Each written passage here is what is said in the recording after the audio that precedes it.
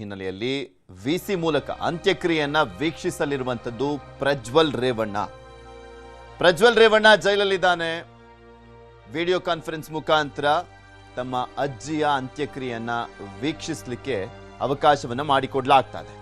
VC ಮೂಲಕ ಅಜ್ಜಿಯ ಅಂತ್ಯಕ್ರಿಯೆ ವೀಕ್ಷಣೆ ಜೈಲಿನಿಂದಲೇ ವೀಕ್ಷಣೆ ಮಾಡಲಿರುವಂತದ್ದು ಪ್ರಜ್ವಲ್. ವಿಸಿ ಮೂಲಕ ಬಾಗಿಗೆ ಪ್ರಜ್ವಲ್ ಅವಕಾಶಕ್ಕೆ ಮನವಿಯನ್ನ ಮಾಡಿಕೊಂಡಿದ್ದಾರೆ.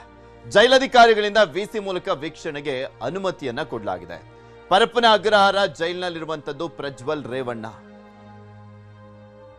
ಆತ ದೇವೇಗೌಡರ ಕುಟುಂಬವನ್ನ ಮಾನಸಿಕವಾಗಿ ಕುಗ್ಗಿಸಿದಂತವನು. ಜೈಲಲ್ಲಿದ್ದಾನೆ 2 ವರ್ಷದಿಂದ ಪ್ರಜ್ವಲ್ ರೇವಣ್ಣ. 2024ರಿಂದ ಈಗ ಅಜ್ಜಿ ಸಾವನ್ನಪ್ಪಿರುವಂತ ಈ ಸಂದರ್ಭದಲ್ಲಿ ಅಜ್ಜಿಯನ್ನ ಕೊನೆ ಬಾರಿಗೆ ನೋಡ್ಲಿಕ್ಕೋಸ್ಕರ ಹೊಳೆನರಸೀಪುರಕ್ಕೆ ಬರಲಾಗತ್ತಾ, ಕರೆತರಲಾಗತ್ತಾ ಅನ್ನುವಂಥ ಪ್ರಶ್ನೆ ಇತ್ತು. ಪೆರೋಲ್ಗೆ ಅರ್ಜಿಯನ್ನ ಸಲ್ಲಿಸಿದ್ದಾರೆ ಅನ್ನುವಂಥದ್ದನ್ನ ನೋಡ್ತಾ ಇದ್ವಿ. ಆದರೆ ವಿಸಿ ಮೂಲಕ ಅವಕಾಶ ಮಾಡಿಕೊಡ್ಲಾಗ್ತಾ ಇದೆ.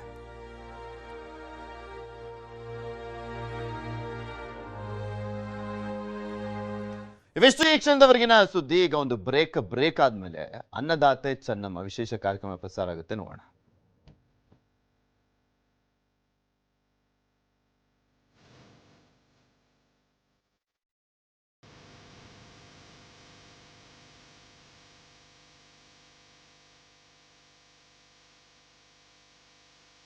ಅವ್ರು ಅಂದ್ಕೊಂಡಂತೆಯೇ ಅವರ ಇಷ್ಟದ ದೇವರು, ಮನೆಯ ದೇವರು ರಂಗನಾಥ ಸ್ವಾಮಿ ಮಾವಿನಕೆರೆ ಬೆಟ್ಟದ ತಪ್ಪಲಿನಲ್ಲಿ ಅಂತ್ಯಕ್ರಿಯೆ ನೆರವೇರಲಿರುವಂಥದ್ದು.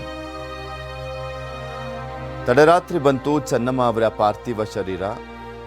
ಅಂತಿಮ ದರ್ಶನಕ್ಕೆ ಬೆಳಗ್ಗೆ 10 ಗಂಟೆಯವರೆಗೂ ಹೊಳೆನರಸೀಪುರದಲ್ಲಿ ಇಡಲಾಗುತ್ತೆ ಪಾರ್ಥಿವ ಶರೀರವನ್ನ. ತದನಂತರ ಮಾವಿನಕೆರೆಗೆ ಪಾರ್ಥಿವ ಶರೀರ ಕೊಂಡೊಯ್ಯಲಾಗುತ್ತೆ.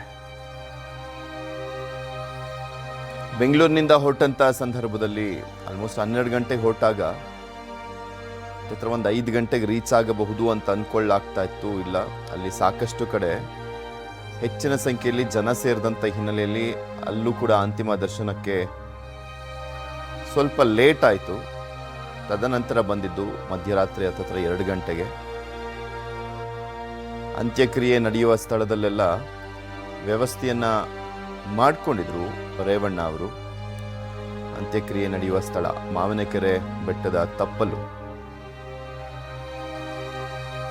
ನಿನ್ನೆಯಿಂದಲೂ ಕೂಡ ಕಣ್ಣೀರನ್ನು ಹಾಕ್ತಾನೆ ಇದ್ದಾರೆ ರೇವಣ್ಣ. ಮತ್ತು ಒಂದು ಕಡೆ ಕುಮಾರಸ್ವಾಮಿ ಅವರು ಕೂಡ ಪಾರ್ಥಿವ ಶರೀರ ಹೋದಂತ ಆ ವೆಹಿಕಲ್ನಲ್ಲಿ ಹೋದ್ರು. ಇವತ್ತು ಅಂತ್ಯಕ್ರಿಯೆ ನಡೆಯಲಿದೆ. ಹೊಳೆನರಸೀಪುರದಿಂದ ಮಾವಿನಕೆರೆವರೆಗೂ ಅಂತಿಮ ಯಾತ್ರೆ ನಡೆಯಲಿದೆ. ದೇವೇಗೌಡರು ಅಲ್ಲೇ ಇದ್ದಾರೆ. ದೇವೇಗೌಡರನ್ನ ಸಮಾಧಾನ ಮಾಡುವಂಥದ್ದೇ ದೊಡ್ಡ ಸವಾಲು. ಸುದೀರ್ಘ 72 ವರ್ಷಗಳ ಕಾಲ ದಾಂಪತ್ಯದ ಜೀವನ. ಅದು ತುಂಬ ಅನ್ಯೋನ್ಯವಾದಂಥ ದಾಂಪತ್ಯ ಜೀವನ. ಮೊನ್ನೆ ಎಲ್ಲ ಅವರು ಬಿಫೋರ್ ಹಾಸ್ಪಿಟಲ್ಗೆ ಹೋಗ್ಲಿಕ್ಕೂ ಮುಂಚೆ 2 ವಿಡಿಯೋ ಬಂದಿದ್ವು.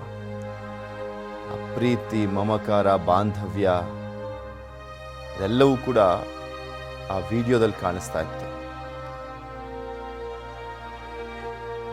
ಕಣ್ಣು ಕೊಟ್ಟು ಸೀರೆಯನ್ನು ಕೊಡುವಂಥ ಒಂದು ಮನೋಭಾವ ತುಂಬ ಇತ್ತು. ಓದನ್ನು ತುಂಬ ಚೆನ್ನಾಗಿ ನೋಡ್ಕೊಳ್ಳೋರು. ಅವ್ರ ಬಗ್ಗೆ ನಮಗೆ ತುಂಬ ನೋವಾಗ್ತಾ ಇದೆ. ಅದನ್ನು ನಾವು ದುಃಖವನ್ನು ಭಗವಂತ ಆ ಕುಟುಂಬಕ್ಕೆ ಒಳ್ಳೇದು ಮಾಡಲಿ ಅಂತ ಹೇಳಿ ನಾನು ಅಭಿನಂದಿಸ್ತೇನೆ.